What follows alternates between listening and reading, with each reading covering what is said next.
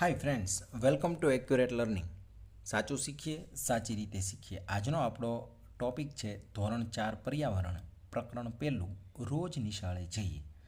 આ પ્રકરણના પાઠ્યપુસ્તકમાં આપેલા તમામ પ્રશ્નોના જવાબ વિશે આપણે આ વિડીયોમાં સમજ મેળવવાની છે. વિદ્યાર્થી મિત્રો, આ પ્રકરણ તમે નિશાળમાં ભણી ચૂક્યા હશો. વધારે જાણકારી મેળવવા આ પ્રકરણને એકવાર વાંચી લેજો. હવે અહીં જે પ્રશ્નો આપેલા છે એના જવાબ કઈ રીતે લખવા એ આપણે આ વિડીયોમાં શીખવાનું છે. તમે શાળામાં કેવી રીતે જાઓ છો? તો આ પ્રશ્નનો જવાબ દરેક બાળકનો અલગ અલગ હશે. કેટલાક બાળકો ચાલીને નિશાળે જતા હશે, કેટલાક સાયકલ લઈને, ઘણા સ્કૂલ વાન કે રિક્ષામાં શાળાએ જતા હશે. તમે તમારી શાળાએ જે રીતે જાઓ છો એ જવાબ તમારે અહીં લખવાનો છે. અહીં ઉદાહરણ સ્વરૂપ એક જવાબ આપેલો છે, હું સાયકલ લઈને શાળાએ જાઉં છું. ત્યાર પછીનો પ્રશ્ન છે, તમારા ગામ કે શહેર નજીક પુલ છે? પુલ વિશે વધારે જાણકારી મેળવો. તો આપણે જવાબ લખેલો છે, હા, મારા ગામ નજીક પુલ છે.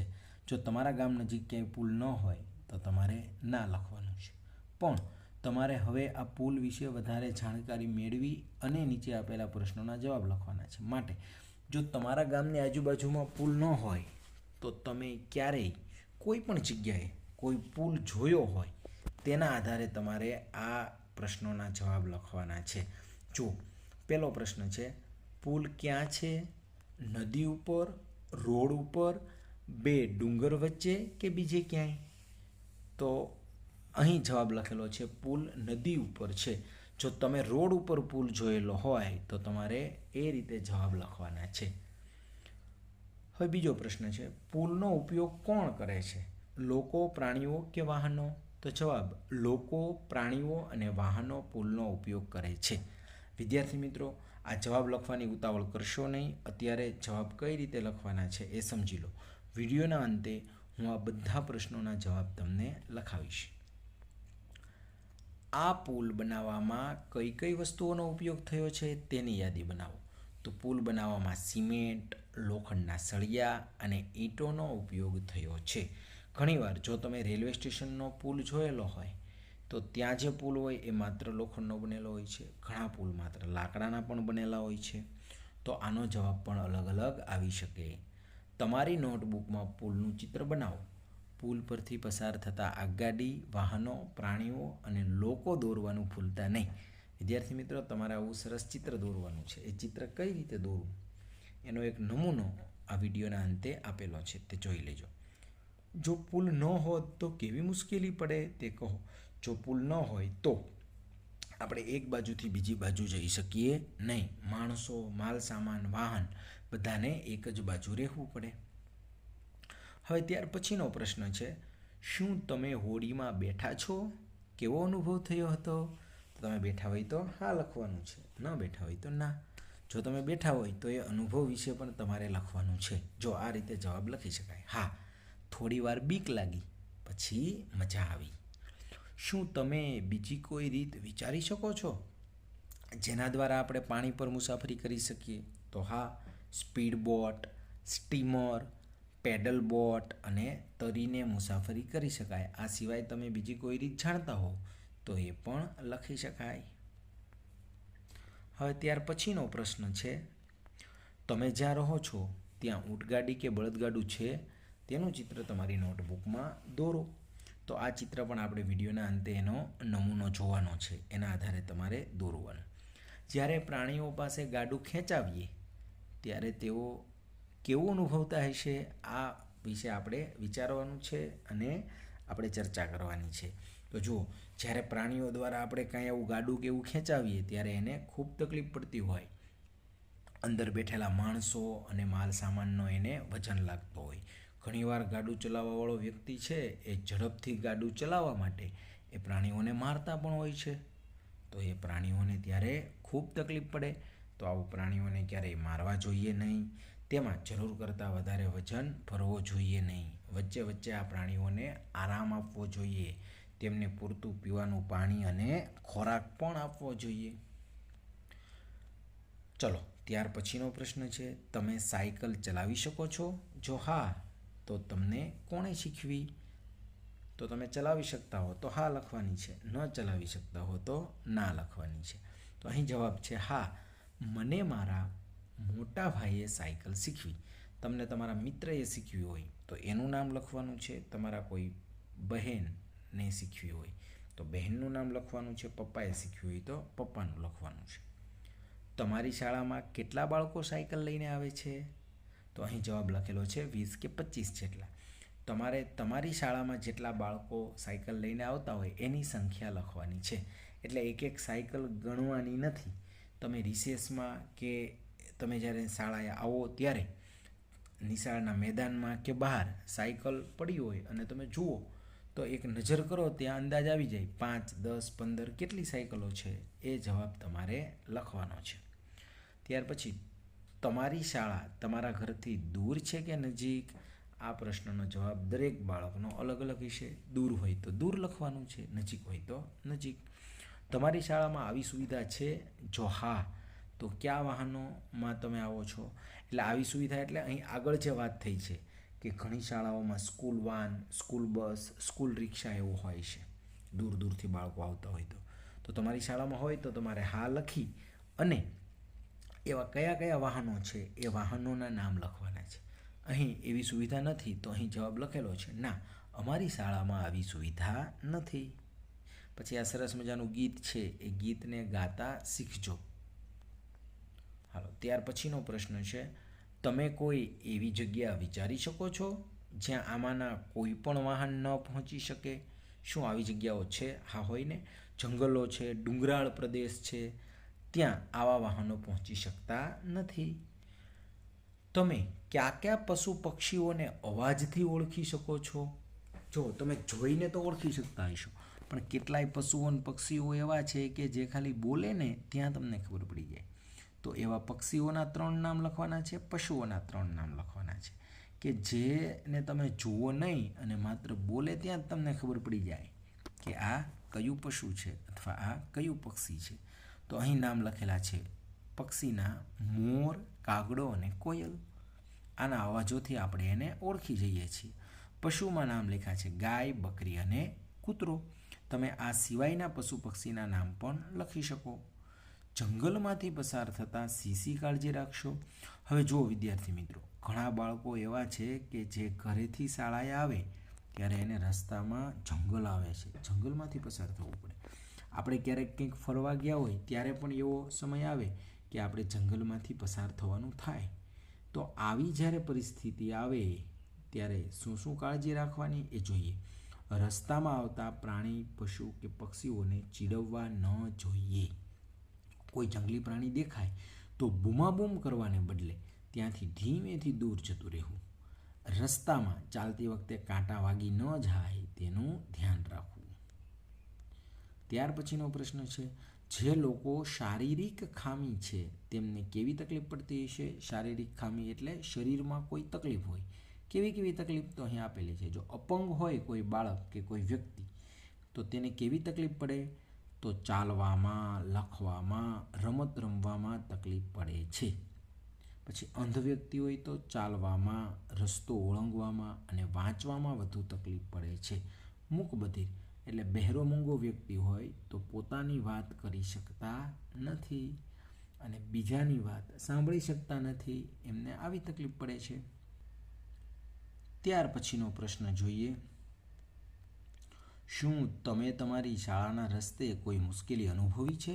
તમે ઘરેથી શાળાએ આવતા હો ત્યારે તમને ક્યારેય કોઈ તકલીફ પડી છે? તો તેના વિશે લખવાનું છે. આ પ્રશ્નનો જવાબ પણ બધા બાળકનો અલગ અલગ હશે. જો અહીં જવાબ લખેલો છે હા, વરસાદ હોય ત્યારે રસ્તામાં ખૂબ કાદવ કીચડ હોય છે, ત્યારે ખૂબ મુશ્કેલી પડે છે. આ એકમમાં બાળકો કેવા વાહનો અને રસ્તાઓનો ઉપયોગ કરીને શાળાએ જાય છે તે લખો. તો જો અહીં પહેલાં બધા વાહનોના નામ લખેલા છે કે આવા આવા વાહનોમાં શાળાએ જાય છે. પછી અહીં રસ્તાઓ લખેલા છે. તો cycle, rickshaw, school van, school bus, ઊંટગાડી, બળદગાડું, વ્હીલચેર અને ઉડન ખટોલા. આવા વાહનોમાં શાળાએ બાળકો જાય છે. ઉડન ખટોલા એટલે રોપ વે, 2 ડુંગર વચ્ચે દોરડું બાંધેલું હોય, પછી એમાં આપણે એક ઉડન ખટોલામાં બેસી જવાનું, પછી એ દોરી હોય, દોરડું હોય એમાં સરકતું જાય અને આ રીતે તમે એક બાજુથી બીજી બાજુ જઈ શકો. હવે રસ્તાઓ કેવા કેવા છે? તો શહેરના પાકા રસ્તાએથી, ગામડાના કાચા રસ્તા પરથી. કેટલાક બાળકો નદી ઉપરના પુલ પર થઈને આવે છે, તો કેટલાક જંગલમાંથી અને ડુંગરાળ રસ્તેથી પણ આવે છે. કેટલાક બાળકો ખેતરોના રસ્તે થઈને આવે છે, તો કેટલાક રણ પ્રદેશના રેતીવાળા રસ્તા પરથી પણ આવે છે. વિદ્યાર્થી મિત્રો, હવે આપણે જે ચિત્રો અને એવું દોરવાની વાત હતી નોટબુકમાં એ જોઈએ. તમારી નોટબુકમાં પુલનું ચિત્ર બનાવો. પુલ પરથી પસાર થતા આગગાડી, વાહનો, પ્રાણીઓ અને લોકો દોરવાનું ભૂલતા નહીં. તો તમારી જેવા ચોથા ધોરણના બાળકે આ ચિત્ર દોરેલું છે. જો તમે આ રીતે ચિત્ર દોરી શકો. આ સિવાય બીજી કોઈ રીતે પણ દોરી શકો. અહીં માણસો, વાહનો, પ્રાણીઓ આપેલા છે. જો પુલ ન હોય તો શી મુશ્કેલી પડે કહો? આવો પ્રશ્ન આવ્યો હતો, તો એનો જવાબ તમે આ રીતે લખી શકો. પુલ ન હોય તો એક બાજુથી બીજી બાજુ મુસાફરી થઈ શકે નહીં. માણસો, વાહનો, માલસામાન અને પ્રાણીઓ જે બાજુ હોય તેને એ જ બાજુ રહેવું પડે. તમે જ્યાં રહો છો ત્યાં ઊંટગાડી કે બળદગાડું છે તેનું ચિત્ર તમારી નોટબુકમાં દોરો. તો તમે આ રીતે ચિત્ર દોરી શકો છો. આ રીતે બળદગાડાનું ચિત્ર દોરી શકાય અને આ રીતે ઊંટગાડીનું ચિત્ર દોરી શકાય. આ પણ તમારી જેવા ચોથા ધોરણના બાળકે દોરેલા ચિત્રો છે. હવે ત્યાર પછી જ્યારે પ્રાણીઓ પાસે ગાડું ખેંચાવીએ ત્યારે તેઓ કેવો અનુભવતા હશે? તો જુઓ, પ્રાણીઓ પાસે જ્યારે ગાડું ખેંચાવવામાં આવે ત્યારે આ પ્રાણીઓને ખૂબ તકલીફ પડતી હશે. ગાડામાં રહેલા માણસો અને રાખેલા સામાનનો પ્રાણીને વજન લાગતો હશે. ઘણીવાર ગાડું ચલાવનાર ઝડપથી ગાડું ચલાવવા માટે પ્રાણીને મારે છે, ત્યારે પ્રાણીઓને ખૂબ તકલીફ પડતી હશે. પ્રાણીઓના ઉપયોગથી જ્યારે ગાડું ખેંચવામાં આવે ત્યારે ગાડામાં વધારે વજન ન થાય તેનું ધ્યાન રાખવું જોઈએ. ગાડું ચલાવતી વખતે આ પ્રાણીઓને મારવા જોઈએ નહીં. જરૂર જણાય તો થોડીવાર ગાડું વચ્ચે ઊભું રાખી અને પ્રાણીઓને આરામ આપવો જોઈએ. પ્રાણીઓને પૂરતું પીવાનું પાણી અને પૂરતો ખોરાક પણ આપવો જોઈએ. ચાલો વિદ્યાર્થી મિત્રો, હવે તમને આ બધા જે પ્રશ્નો ચોપડીમાં છે એના જવાબ હું લખાવું છું. તમારે તે સાંભળીને લખવાના છે. જ્યારે કોઈ શબ્દની જોડણી લખવામાં તકલીફ પડે તો તમે સ્ક્રીન પર જોઈ શકો છો. અને જો તમે ચોપડીમાં આ પ્રશ્નોના જવાબ લખી નાખ્યા હોય તો તમારે નોટબુકમાં લખવાના છે, જેથી લખવાની પ્રેક્ટિસ પણ થઈ જાય અને આ પ્રશ્નોના જવાબ જ્યારે આપણે લખવાના થાય ત્યારે આપણને આવડે. તો ચલો, જે બાળકોને ચોપડીમાં પૂરાઈ ગયું છે તેમણે તેમની નોટબુકમાં આ જવાબો લખવાના છે. પહેલો પ્રશ્ન છે, તમે શાળામાં કેવી રીતે જાઓ છો? તો લખો એનો જવાબ. હવે આ પ્રશ્નનો જવાબ તમારે તમારી જાતે લખવાનો છે, કારણ કે તેનો જવાબ બધા બાળકનો જવાબ અલગ અલગ હશે. તો ચલો લખી નાખો એનો જવાબ.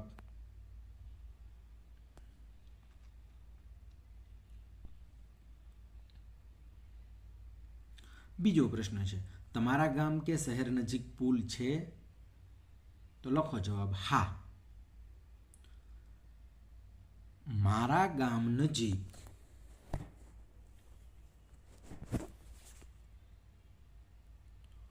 પુલ છે.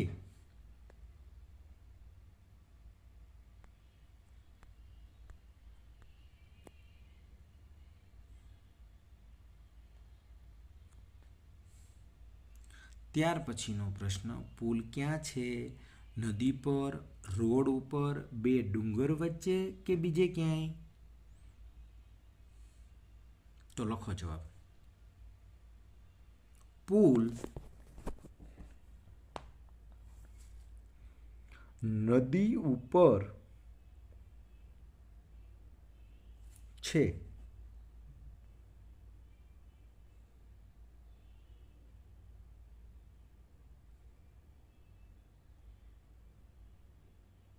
ત્યાર પછીનો પ્રશ્ન, પુલનો ઉપયોગ કોણ કરે છે?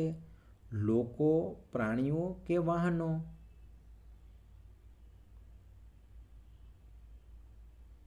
તો હવે લખો જવાબ. લોકો,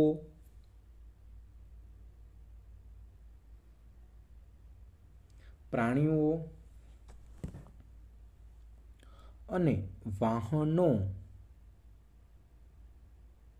પુલનો ઉપયોગ કરે છે?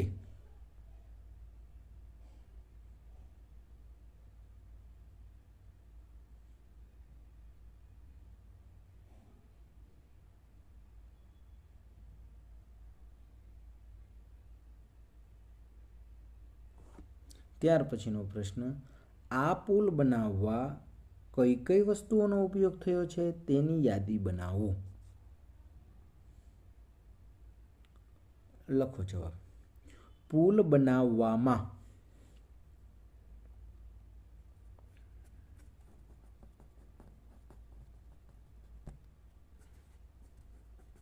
સિમેન્ટ,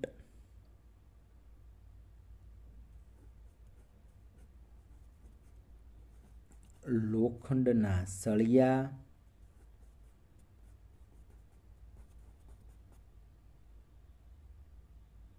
અને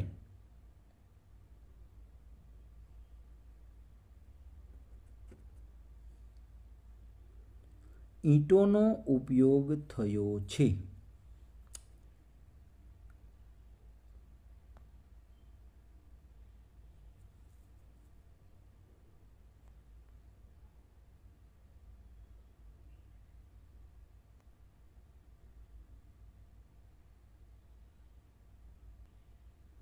ત્યાર પછીનો પ્રશ્ન, શું તમે હોડીમાં બેઠા છો? કેવો અનુભવ થયો હતો? તો લખો જવાબ. હા.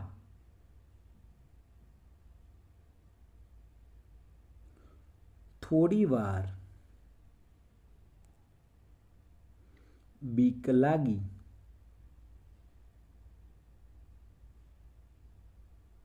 પછી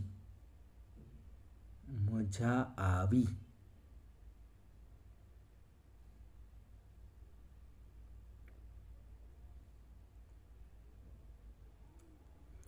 શું તમે બીજી કોઈ રીત વિચારી શકો છો જેના દ્વારા આપણે પાણી પર મુસાફરી કરી શકીએ? તો લખો જવાબ. સ્પીડ બોટ,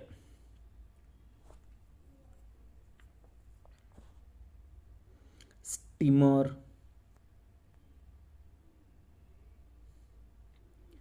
પેડલ બોટ,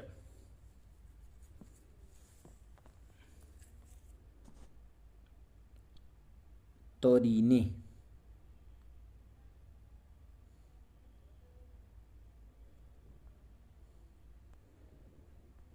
ત્યાર પછીનો પ્રશ્ન,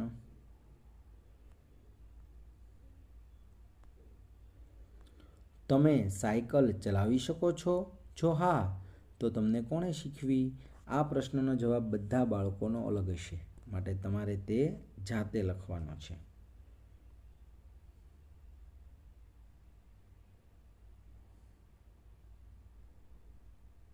ત્યાર પછીનો પ્રશ્ન, તમારી શાળામાં કેટલા બાળકો સાયકલ લઈને આવે છે? તો એનો જવાબ પણ તમારે તમારી શાળામાં જેટલા બાળકો સાયકલ લઈને આવતા હોય એનો અંક લખવાનો છે. ત્યાર પછી, તમારી શાળા તમારા ઘરથી દૂર છે કે નજીક? જો દૂર હોય તો દૂર લખવાનું છે અને નજીક હોય તો નજીક. એ જવાબ પણ તમારે તમારી રીતે લખવાનો છે. ત્યાર પછીનો પ્રશ્ન, તમારી શાળામાં આવી સુવિધા છે? જો હા, તો કયા વાહનોમાં તમે આવો છો? આ જવાબ પણ તમારે તમારી રીતે લખવાનો છે.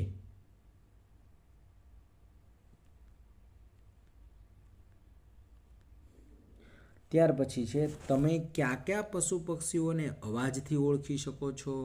તો લખો. પહેલાં આપણે પક્ષીઓના નામ લખીએ. મોર,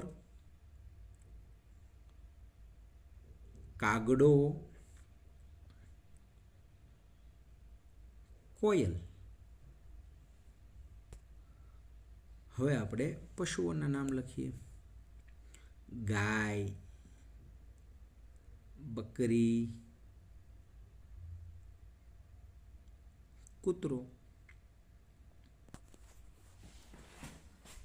ત્યાર પછીનો પ્રશ્ન છે, જંગલમાંથી પસાર થતા શી કાળજી રાખશો? તો લખો જવાબ. રસ્તામાં આવતા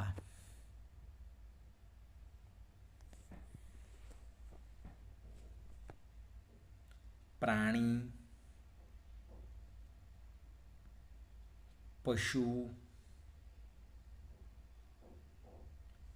પક્ષીઓને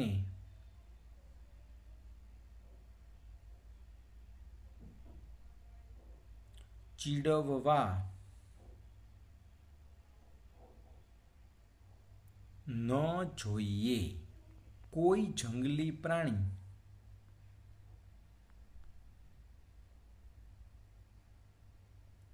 દેખાય તો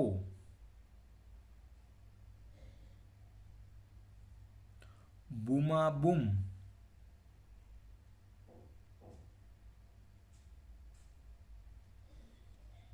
કરવાને બદલે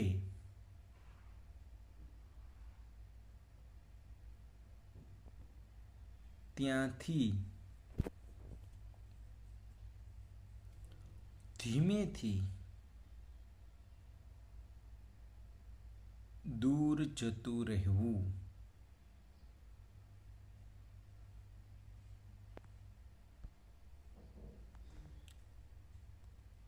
રસ્તામાં ચાલતી વખતે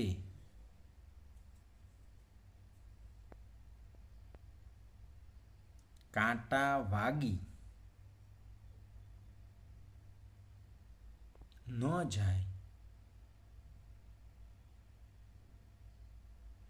તેનું ધ્યાન રાખવું.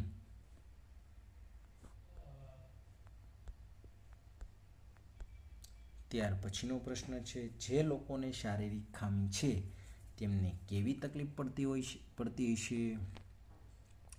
તો ખામીમાં પહેલું અપંગ, એમાં લખો ચાલવામાં,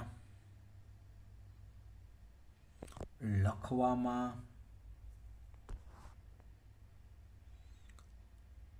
રમત રમવામાં તકલીફ પડે છે.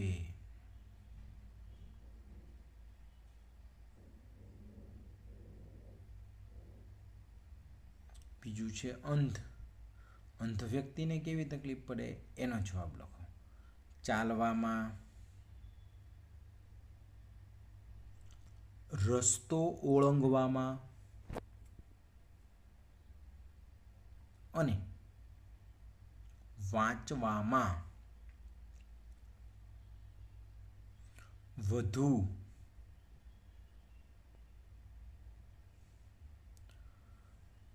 તકલીફ પડે છે.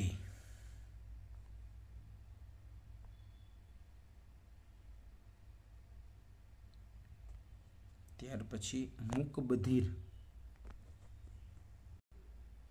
લખો જવાબ. પોતાની વાત કહી શકતા નથી.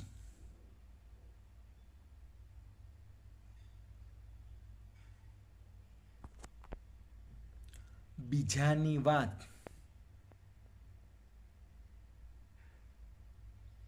સાંભળી શકતા નથી.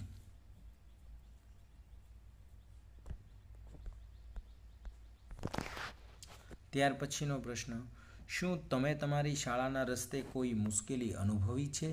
તો આ પ્રશ્નનો જવાબ પણ બધા બાળકોનો અલગ અલગ આવશે. તમે જે મુશ્કેલી અનુભવી હોય એ જવાબ તમારે લખવાનો છે. ત્યાર પછીનો પ્રશ્ન, આ એકમમાં બાળકો કેવા વાહનો અને રસ્તાઓનો ઉપયોગ કરીને શાળાએ જાય છે તે લખો.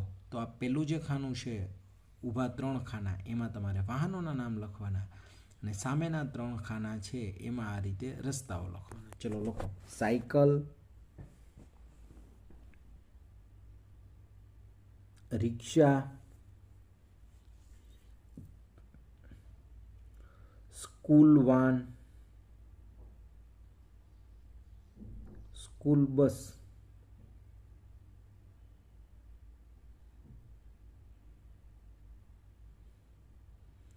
ઊંટ ગાડી, બળદગાડું, વ્હીલચેર, ઉડન ખટોલા.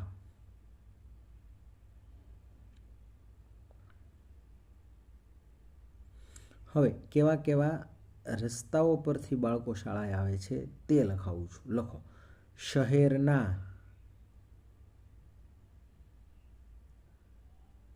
પાકા રસ્તાએથી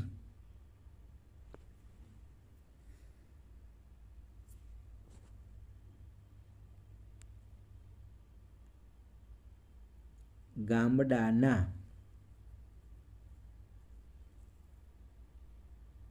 કાચા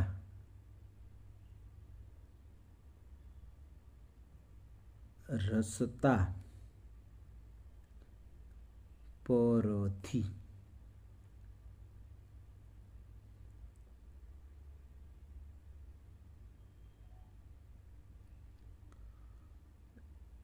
નદી ઉપરના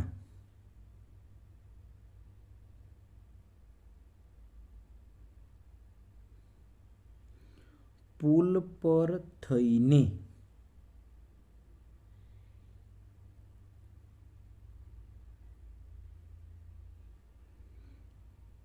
જંગલમાંથી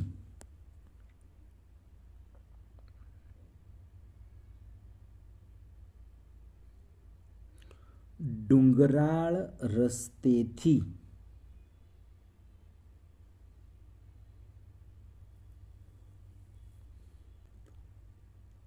ખેતરોના રસ્તે થઈને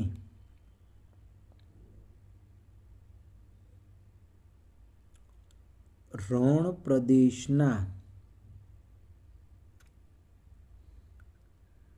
રેતીવાળા